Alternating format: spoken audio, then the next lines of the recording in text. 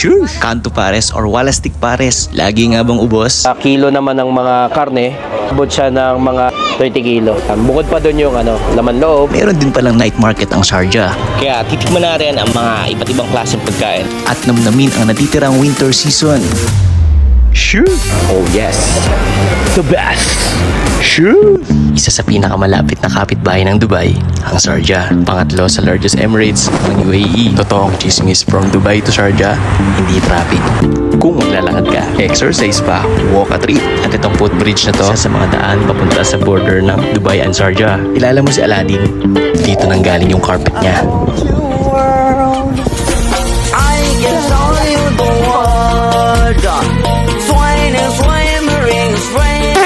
Kidding aside, dahil night market ang pupuntahan natin, kung galing kang sa Hara Mall, pwede mo naman tong lakadin. Pwede mo naman ipagtanong dahil kilala naman ang Alnada Park dito.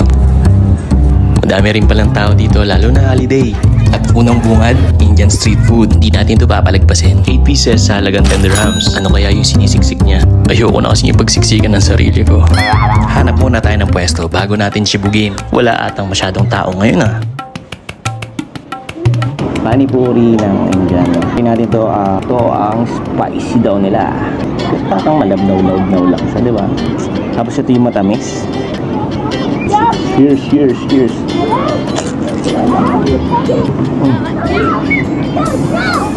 Crispy, yung patatas.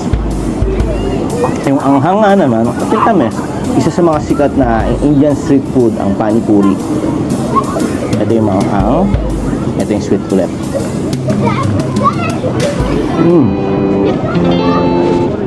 Lasang megus. So, tara. Mag-try naman tayo ng iba. Pansin-pansin dito ang lokay mat. Parang laging bagong luto. Lokay mat ang isa sa mga kilalang traditional Arabic sweets. At parang pag may bigote, parang professional magluto ng lokay mat. Mukhang may nagturong kabayan dito ah. At may machine sila oh. Makikita mo sa mga bata na sarap sila. 10 dirham isang order. Sure. Let's dig in. Mahap na gano'n kayo pag bagong luto. Crispy on the outside and para siyang donut na maliliit.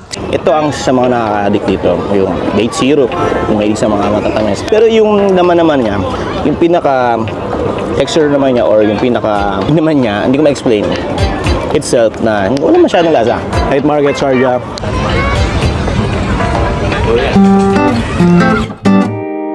Pag-usap ang night market, hindi pwedeng hindi natin pupuntahan to. Isunod natin yung isa sa mga pinagkakaguluhan dito or pinipilahan. Siyempre, ng mga kabayan. Sino bang hindi may gusto ng puto bumbong? Tapos, cheesylicious pa. Cheese! Alam naman natin kung ano to. Puto bumbong. Iba yung puto bumbong natin. Authentic puto bumbong natin. Para Philippines. Puto bumbong na sukal, margarine, walang cheese. Nyog lang. But, dahil iba na yung panahon ngayon and modern na ngayon, marami na nangyari, marami na nag-break. So, I think ito ang dahilan bakit nag-ibang puto bumbong. Kasi meron ng cheese, meron ng condense instead of sugar, meron na siyang condense. Pampaalat ng konti ay cheese talaga and yung asukal niya ay condense. So, tikman na natin. Kailangan may cheese. Pwede ko makakadalwa ako na ito eh. Paza ba? Alam mo yung nagsusundukan yung susundukan talaga. Alam mo yung nagsusundukan yung alat ng cheese, yung tamis ng condense, tapos yung lasa ng puto bumbong, saka yun. Tapos kaya siya naging puto bumbong. Kaya siya puto bumbong kasi nag-aaway sila sa isip at sa lasa. Sarap talaga. Kaya tapay natin yun.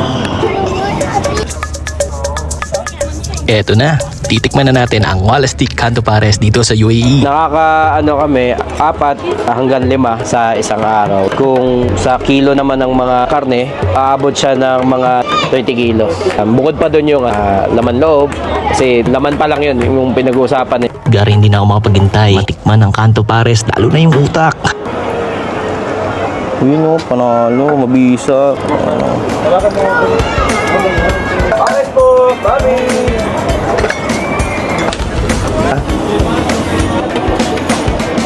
na natin na spring onion. Ganito yung kanto pares. Yung tipong ikaw yung maglalagay ng fried garlic, chili oil, and calamansi.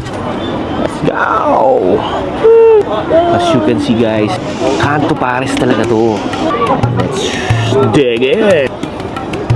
So ito na. Sabaw pa lang. Pero ito talaga yung kanto pares na pwede mo kasabay yung mga nagtatrabaho sa kanto, di ba?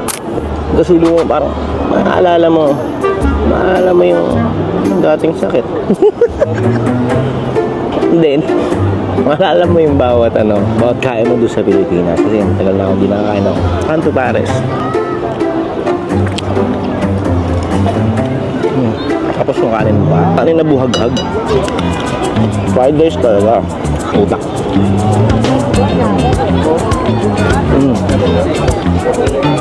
Tinry natin yung putok batok nila. Bestseller ng streets. Which is, yun yung gusto ko. So, mamimili ka ng mga choices ng balat, tumbong, utak, tuwalya. Meron may ayaw na naman, mga laman loob. Meron hindi may gusto. Pero mga chong, dito tayo, street pares, UA. Favorite ko talaga yung utak. Medyo creamy siya. Creamy talaga.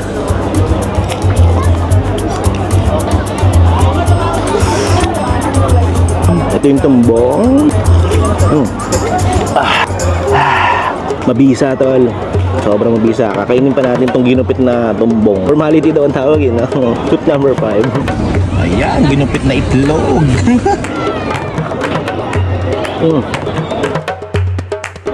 Panalo ang kanto pares ng streets. Masasabi kong walastik pares talaga to ng Pilipinas. Para sa akin, kalasa naman talaga. Craving satisfied. Salamat streets sa pagdala ng walastik pares dito sa UAE. Bilang OFW or kabayan dito, pagdating sa pagkain, pwedeng hindi ka ma-homesick kasi halos lahat ng pagkain na gusto mo sa Pilipinas na andito na din. Kahit yung night market vibes, masasabi mong Pinas ba to? Kasi ano yun ah. Kaya mababa. Oh yes, the best. Shush!